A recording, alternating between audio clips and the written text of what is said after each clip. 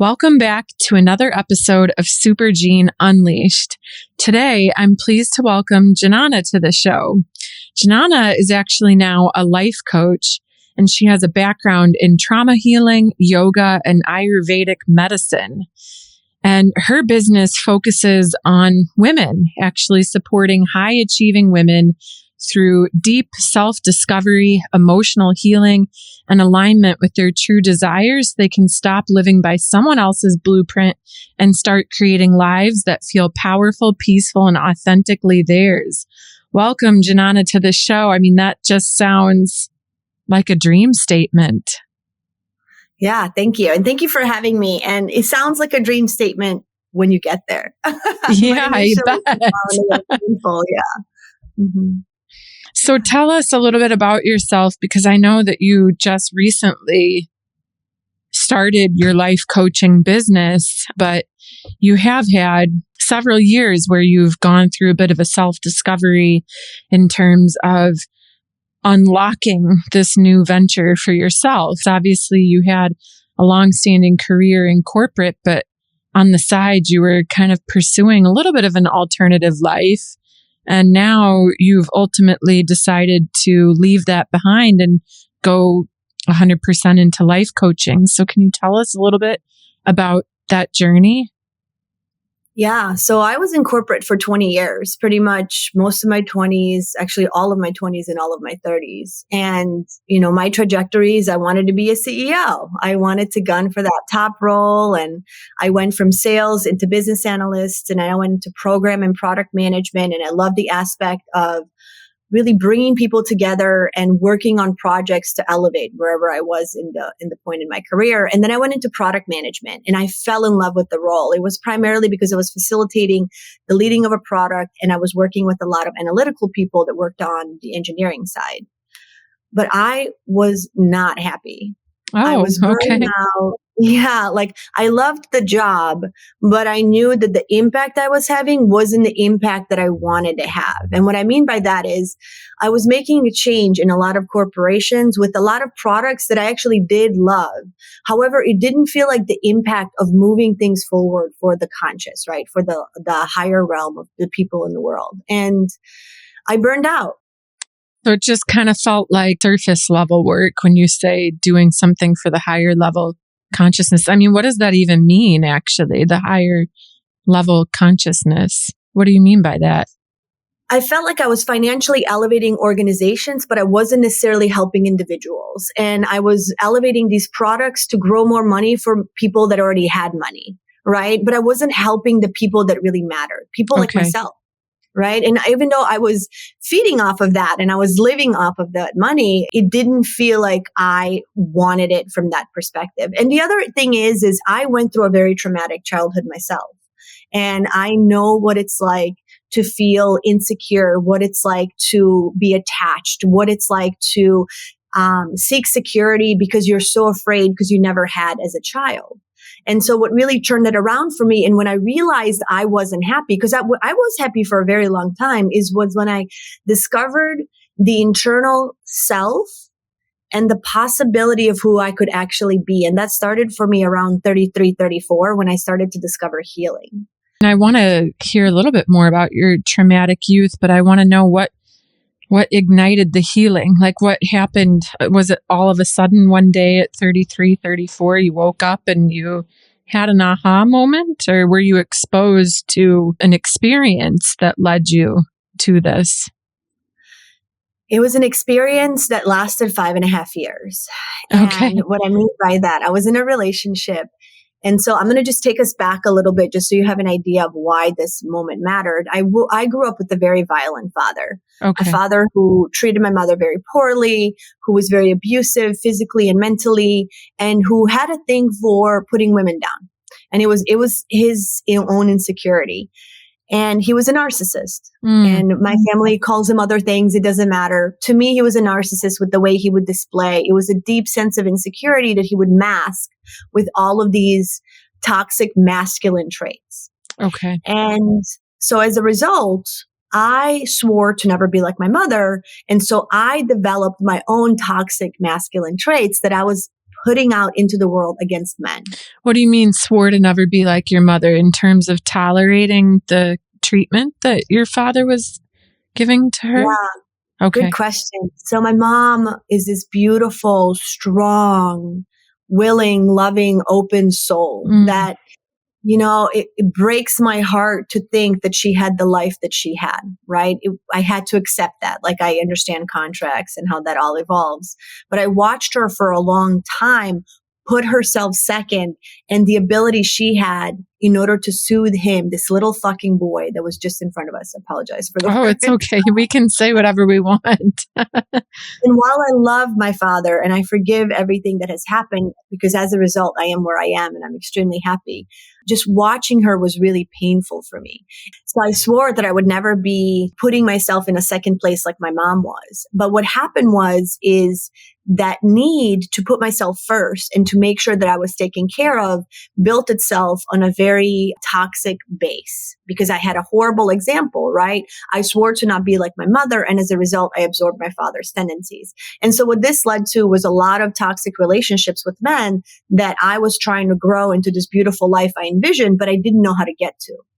And so I dated a guy. I met him when I was 30 years old. And we fell madly in love. And it was the most tumultuous and the most beautiful gift the world could have ever given me. Within about a year and a half, I saw the mirror in our relationship of who I was becoming. And he gave me this platform. Yeah. They say that often in relationship, you attract your mirror image sometimes. And that the other person is like a mirror to expose who you are. Yeah. And the interesting part is the mirror I attracted was my mother when I was playing my father's role. Okay. And I wasn't physically abusive, but I didn't know how to ask for what I wanted. So I would throw temper tantrums. I would control. I would say things to get what I want. And watching him just sit there and absorb it like she did, I recognized my father in my own actions. Wow. That's really deep. Mm-hmm. I started to slip into self-loathing. I started to slip into nightmares where I couldn't get out of these chains of who I was becoming. And as a result of being insecure myself at the time and caring about everything else, I started to become paralyzing to be around people who could see the truth. So who could see the truth then? Was it your friends, or could he see the truth? Yes. But he didn't have the courage at the time to tell me. And the moments he did, I wouldn't want to hear it. And it was primarily his friends would see it, right? My friends, I would have a persona in front of them. And it's really interesting for me to talk about this so openly, and it feels so freeing. But in front of his friends, they saw the person that I was. I wasn't treating him well. The love that he would express was around when we were alone, because we had beautiful moments. Like my feminine would come out. But when the rage would come, it would be my father's rage. Yeah. And so basically this relationship was the turning point for you that led you down the voyage of self-healing. And what were some of the modalities that you used for your self-healing? Yeah, good question. So somehow God had instilled yoga in my life when I was 24, 25, and it was like a saving grace. And I never realized the anchor I had in coming back to my body with breath. I just thought it was an exercise that I did. And so when I discovered this mirror, and I didn't really know what I was looking at, right? When you initially discover something that's going on, how it's going to come in a very painful state. First, you're going to experience discomfort. Then you're going to experience denial. Then you're going to experience trauma in your body. Then you're going to experience insecurity and this depth that's coming up for you to see. And you have to choose how you want to show up. It can be a turning point for good or the bad, right? And everything is a point of view. So just remember that. And so what happened was, I decided to go and do my 200-hour in yoga. I said, I need something that's going to help me get deeper into my practice because I enjoy this so much. And it was only in yoga in the 60 minutes that I discovered that I wasn't in my head, right? I had gotten to a point where I was able to yoke my breath to my body. So through this 200-hour program, I decided to also start therapy. And I am Eastern European. Yeah. Eastern Europeans don't believe in therapy. Only wackos go to therapy. That's the thing that the was going through my perception that you grew up with, huh? Yeah, it was really silly. And it was like, to ask for help means that you're weak. To ask for help means that you can't provide for yourself and therefore you're unworthy. Right. Wow. And all of these trends. Yeah. But I did it anyways. There was a little girl inside of me that said, you're either going to help yourself or you're going to live your father's life. And I swore to never be like him. Wow. What a message to receive.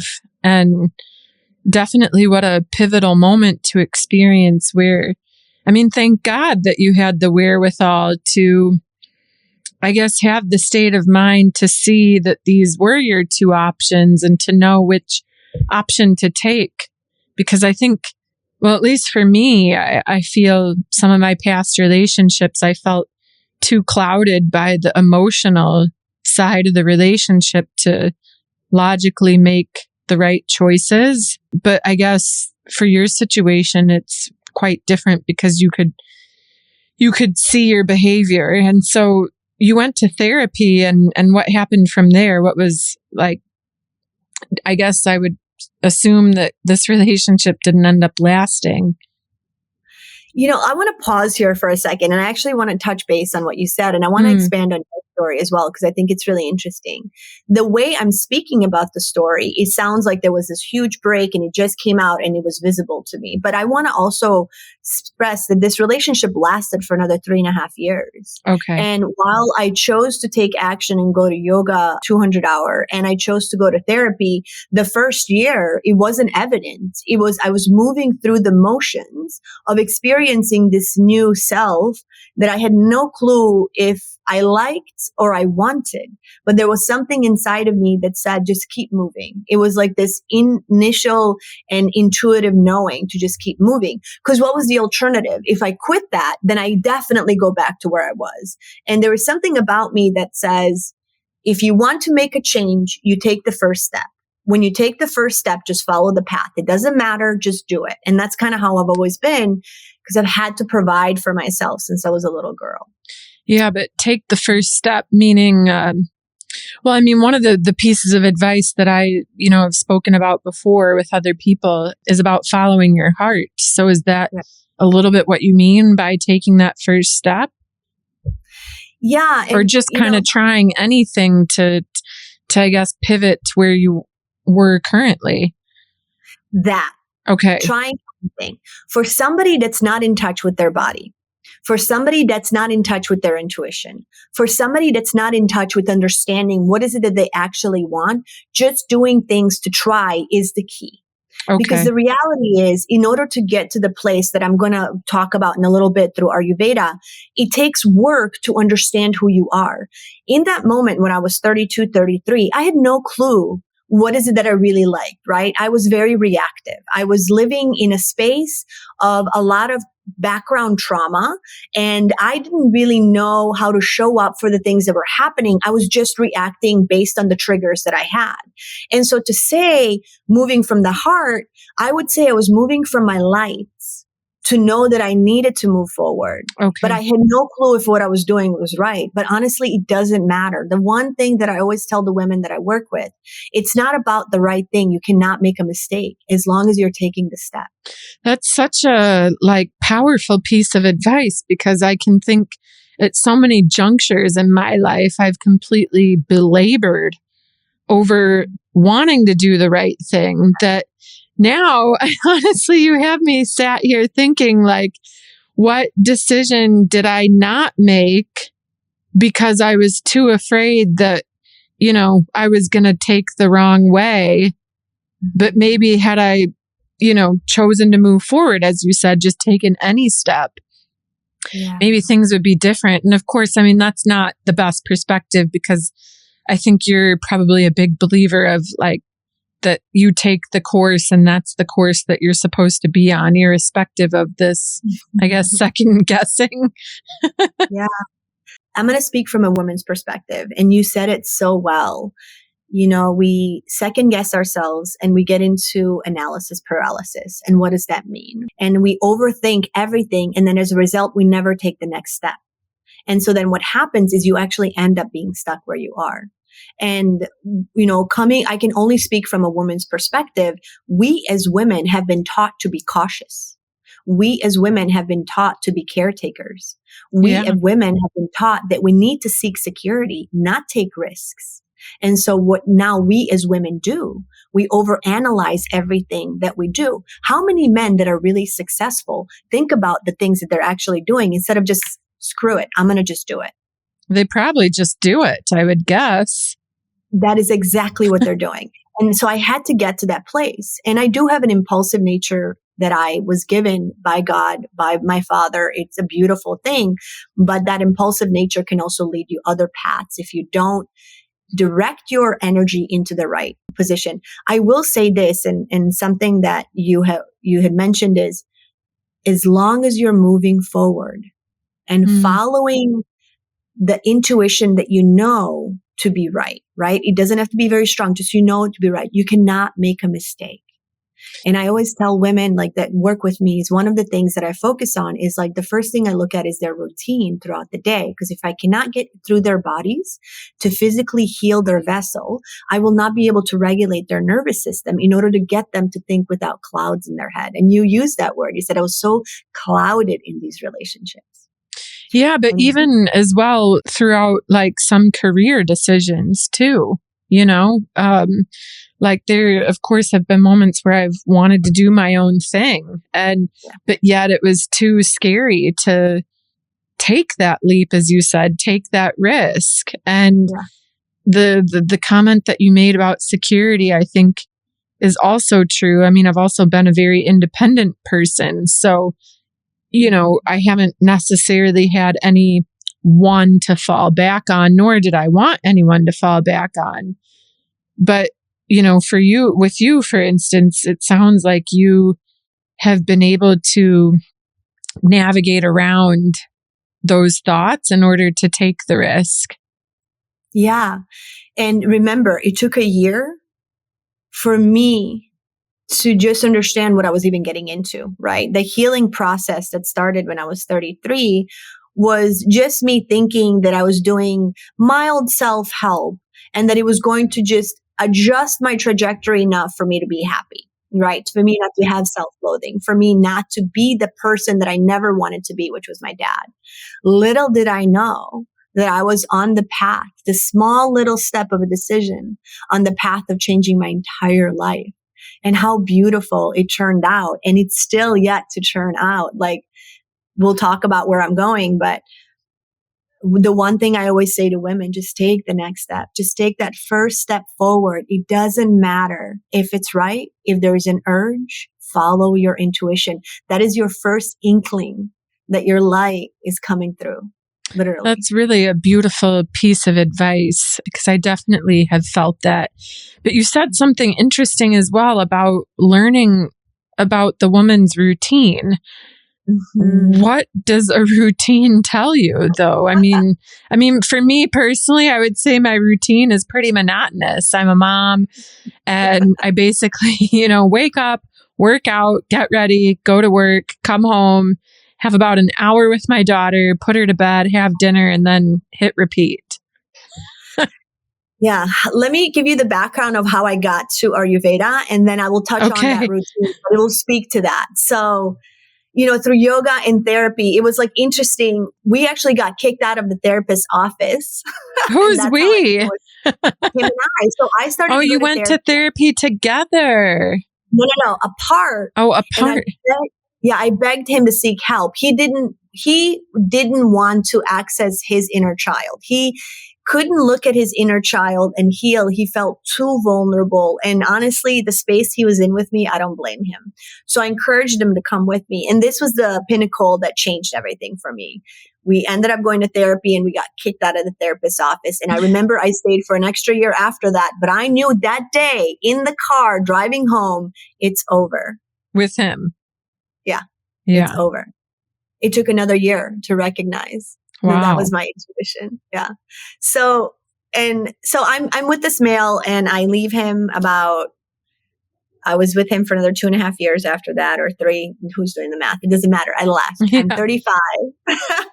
For the next year, I dipped into this self-discovery, but through a very unhealthy pattern of alcohol. Okay. Yeah. Mm-hmm. And I remember I went on a group trip from all of our Chicago friends that we have mutually to Mexico. And I remember I was like, I'm not drinking on this trip. I made this revelation. And of course, because I was trying to stop drinking, and so I would go through these volatile situations where I would not drink, but then because I wouldn't drink, I would have so much the next time. I found myself in like these blackout situations. Wow. And there was something that happened on that trip that really woke me up. Yeah, I put myself in a very tricky, unsafe situation. Okay. That shook me from the core. Wow. And I came back and I vow to make another change. I took the next step. And so I was like, I'm going to go do my 300 hour since my 200 hour made such a beautiful impact. And it was wild because of that 200 hour therapy, going on the trip and knowing that when an inkling shows up, I just need to follow. It doesn't matter what it is. I can't make a mistake. I decided to focus on Ayurveda. So we can speak a whole hour on Ayurveda another time, but Ayurveda is actually where yoga comes from. It's the yoga of India, right? And so in Ayurveda, you learn 5 pillars. You learn routine, which is what I will touch on next, nutrition, yoga, which is actually asana. It's the movement, which is the only part we mostly learn here in the West. You have breath work and meditation.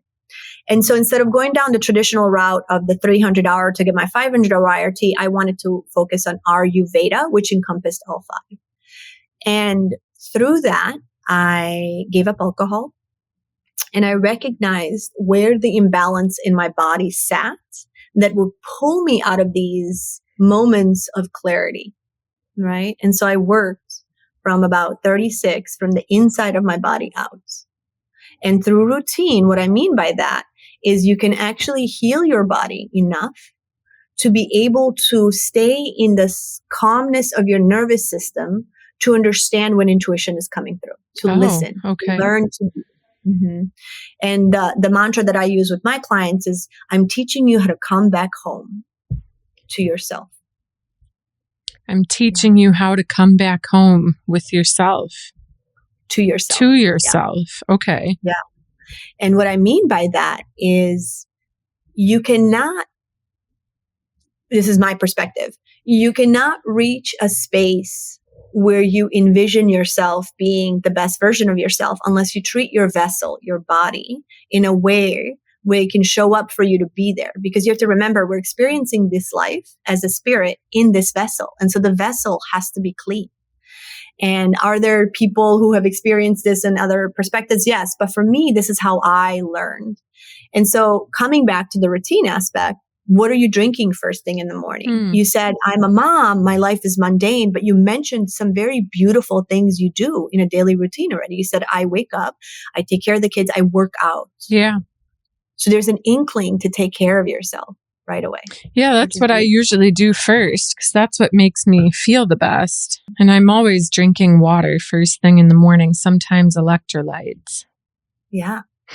And so one of the things that we do in my group coaching program and even one-on-one container is I will first access the mind and understand and seek to feel where the woman is within herself currently. And what I mean by that is, how does she feel about herself? And what are the stories that she's holding without understanding or knowing that they're there, to see and bring light to what she could move out of the way, right? So we all have beliefs and stories that we have within ourselves that have been running us on this cycle of repeating the patterns over and over. Is that like part of what I hear, that sometimes people are continuing to attract the same thing because they haven't learned the lesson?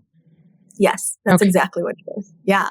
And so, a lot of words that people use is manifesting abundance, but a lot of these words are so far off to an average woman, because who has time to learn to manifest because it sounds so woo-woo magic, right? Yeah. But the reality is all manifestation means is you attract what you think. That's it. That's manifestation. Yeah, but there's some people out there where it's like, well, I want to be rich, but manifestation doesn't necessarily work that way. Or I've heard, different famous people in this kind of field talk about manifestation and abundance. And a lot of the things that they say, it's been a bit, I guess, meaningless because I feel like they're in such a successful state that I have a hard time associating with it. And there's also often a lot of steps that are difficult, to put into my routine because I don't have a lot of time. One thing I wanted to ask as well is that you only focus on women, and I'm curious to know why you only focus on women. But how do you help a woman who is so busy and can't slot in some kind of, do you really give good options for breaking it down so that it's something manageable? Yeah, Stacy, you said something about a second ago. It's not what you want, it's what you believe that manifests. Okay. And so what I mean by that, a lot of people think if I want this enough, if I attach myself enough to this thing that I envision, it's going to come true. But the truth of manifesting comes from what you believe. And so if you believe you're too busy to take care of yourself, you're not going to find the time because you're finding time for all these other things that you think are more important.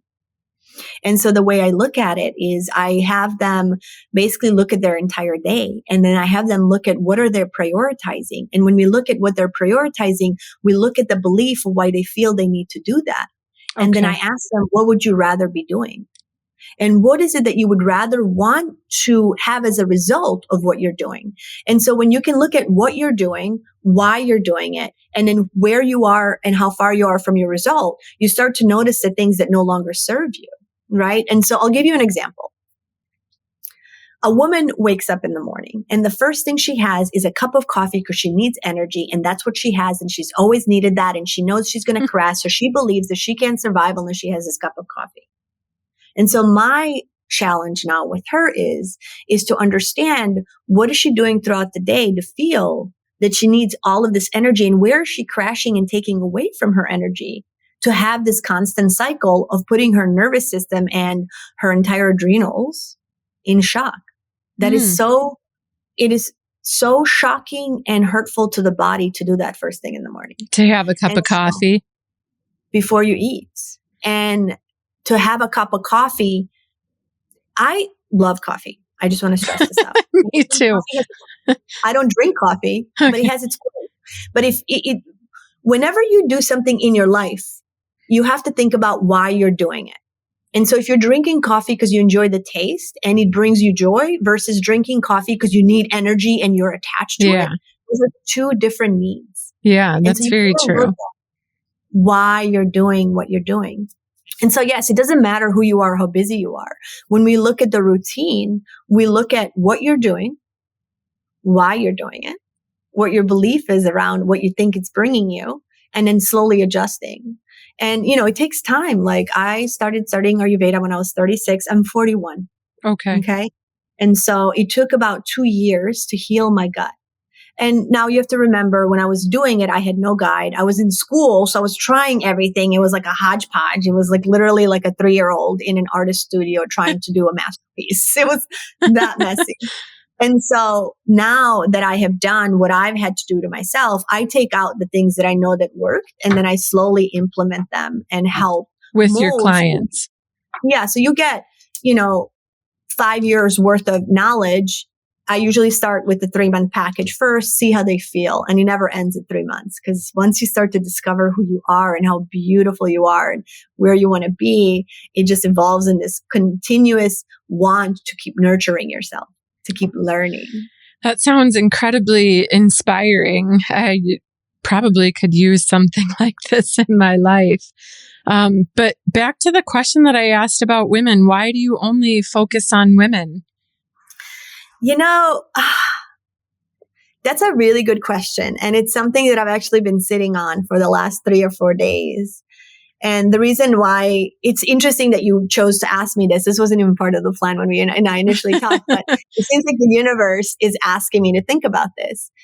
I initially wanted to work with women because being a woman myself, I feel that helping women helps elevate the feminine that I have been trying to elevate my entire life through a very toxic masculine. And I specifically want to work with women that were in the state of like I was. They were high achieving. They had a 6-figure job. They had the house, the life, the events, the friends, they were traveling, but they still felt like there was something missing. And there was an inkling of a slight self-loathing, right? Yeah. And they were masking it with this masculine of production of having everything that they felt made them look good.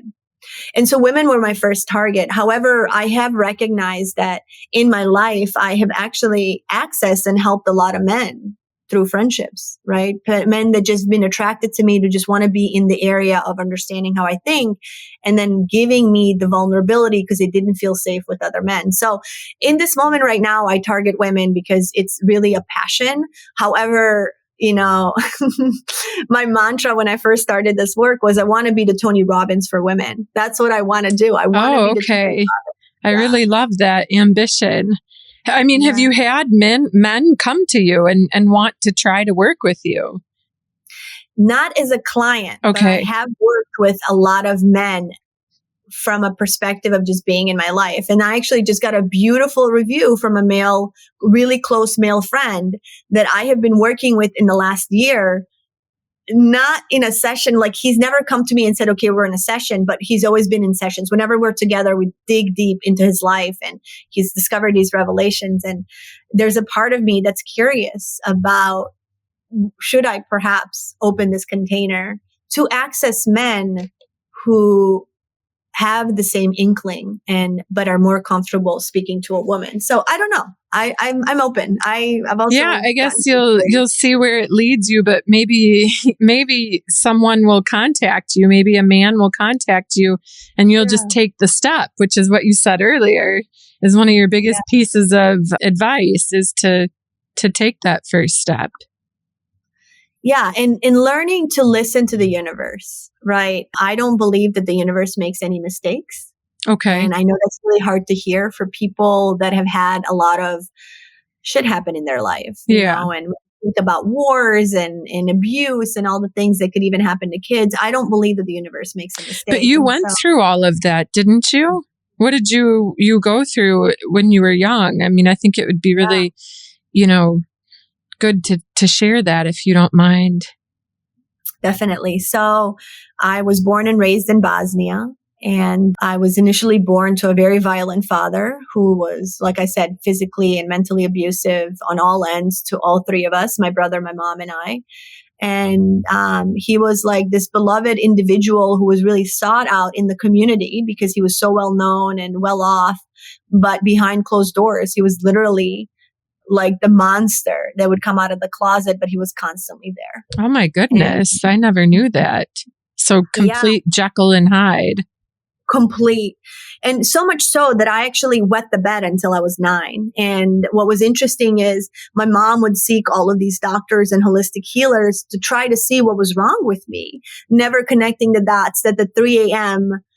gravel grinding of the tires when my father would pull up hammered out of his mind, coming inside, picking a fight with her and then beating her to a pulp in front of us and then going after my brother. And, I'll remember, I don't think I brought this to you, but I have another conversation with a friend to also have just like a life story podcast. And one of the things that I remembered is I wrote an essay for colleges when I was 17 that I still haven't opened and read because of how much memory is in that.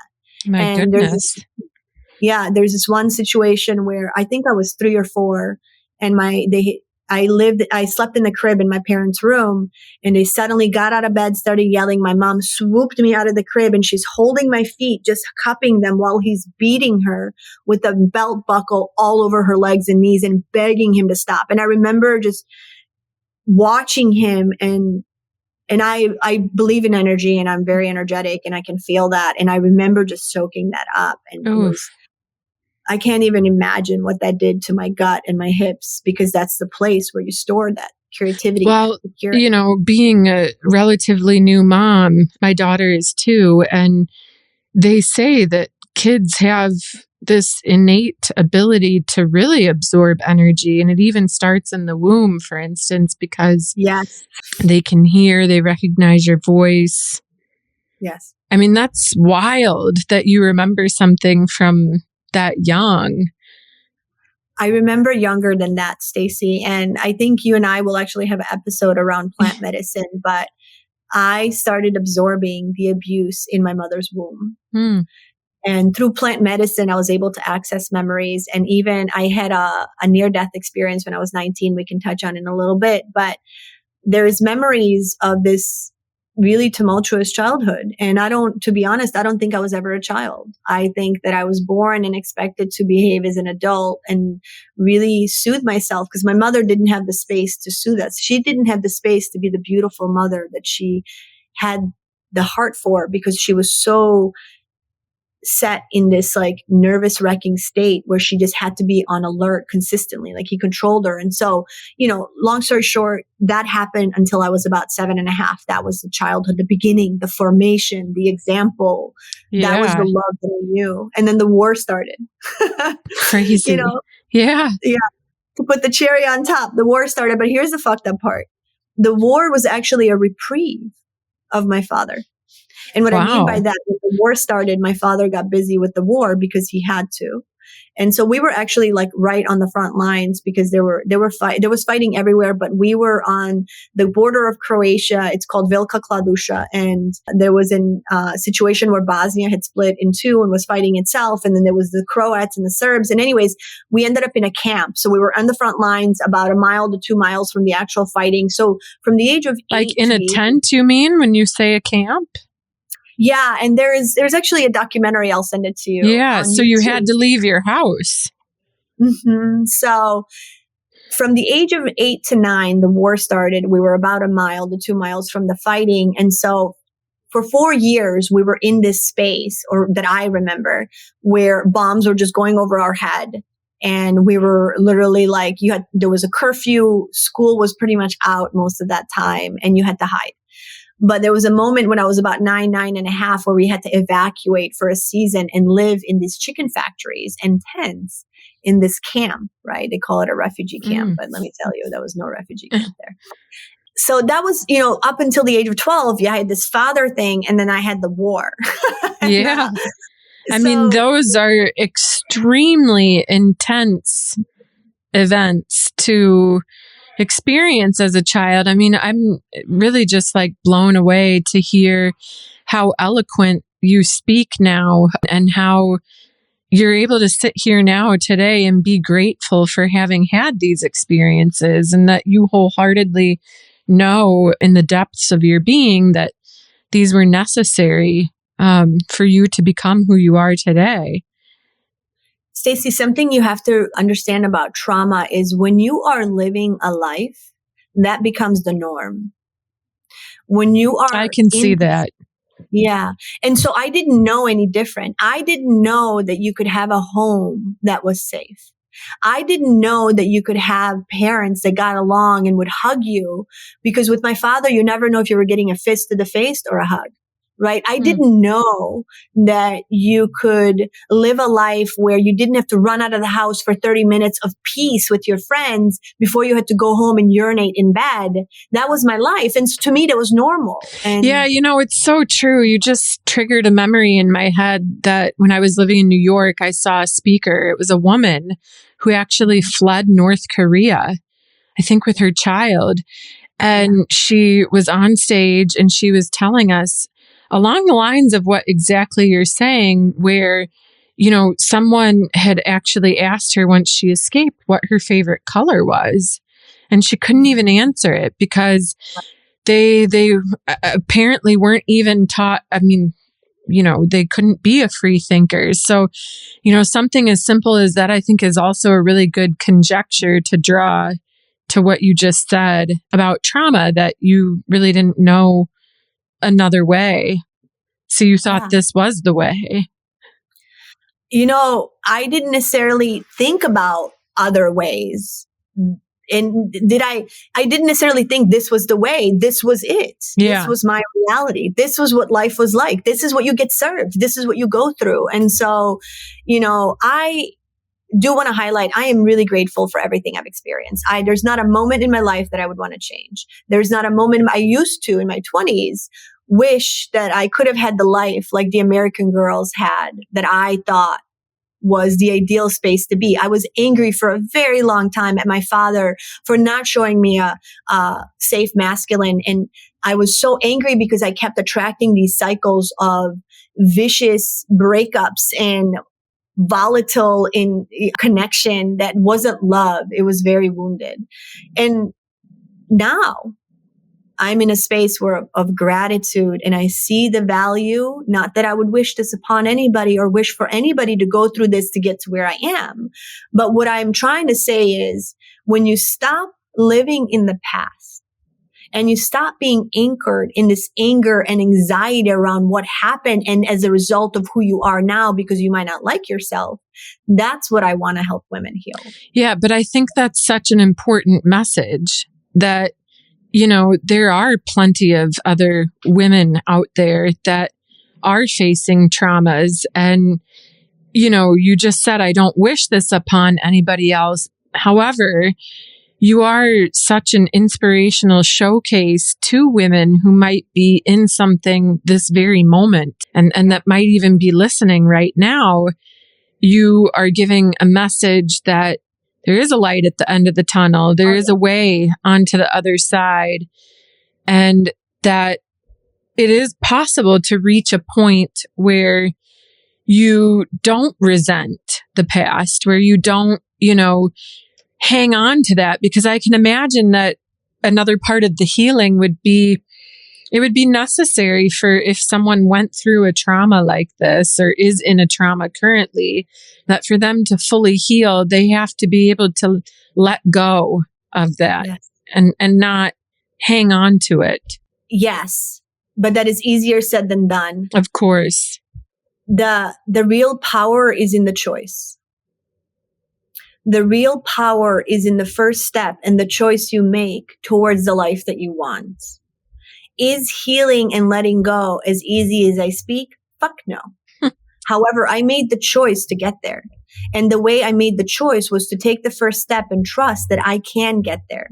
And so it was messy. It was hard. It was painful. It took me a long time to forgive my father. It took me a long time to forgive my mother. And I'm still moving through some of those things. Like, are you still in contact with them?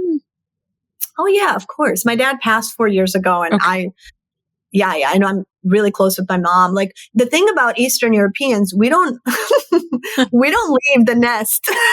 Yeah. Meaning, like, you don't get to separate. And that's another thing. Like, I think that's also a toxic trait. I did separate physically. I moved states far away to be able to start the healing. I needed that distance because they always had this inkling to control these claws. And honestly, that's a story for another day. Yeah, of course. But I think that we're about ready to wrap it up, because I know that we're going to have another session. But I really wanted to ask you, if you can share a piece of advice that you would give to a woman who, like, really can't take that first step. Like, I mean, you keep saying how that's the most important thing to do, but what are some of the encouragement points that can enable someone to do that? Yeah. The way it truly started for me is when I started to take 5 minutes a day for myself, just to pause, right? Women that believe that they don't have the courage, start with 5 minutes a day of just listening to your inner self. Start with doing anything that helps you nurture your body or your mind. It could be simple. It could be a minute a day. It could be the first water you drink in the morning. Just something that tells your soul and the universe, I am ready and I need help. I am ready and I need help to just take the first step that I need to take, and something will start to shift. However, I will also say that if you see that you want to do something and you consistently refuse, there's a lesson in that too. Ask yourself, why am I refusing to help myself? Why am I refusing to look at this? Why am I choosing to keep hurting? There's a lesson in that. And so if you can't take the step toward nurturing, sit with the step of why you're doing it and be honest and radical with yourself. And then get help. Yeah. Like, get help. Like, there's books, there's people. I'm here. Like, get help. It's not far if you want it. That's true. I think now more than ever, there's a greater accessibility, but I still think that, it can be tough to take that first step. But I really love what you said with taking 5 minutes. And if for some reason you truly can't, then stop and look at that as a sign too, and see why. And I really appreciate so much everything that you've shared today. I also really love your mantra. I am teaching you how to come back home to yourself. So please, if you can tell everybody, how can they get in touch with you? Yeah. So I have an Instagram. If you're on there, it's Coach Dzenana. So it's Coach in my first name. And all of my links are on there. But if you are not on the socials, and I respect that, it's holisticlighthealing.com. And you can find all of the information there. And if nothing, comment on this podcast. Yeah. And I will be looking out, and I'll give you all the links. But the choice is the power. And when you choose to take the first step, that's really what's going to change everything for you. Goodness. Thank you so much. I truly appreciate it. I feel healed. And I really can't wait to talk to you again. Thank you, Dzenana, for coming on today. Of course. Thank you for having me, Stacy. We'll talk later.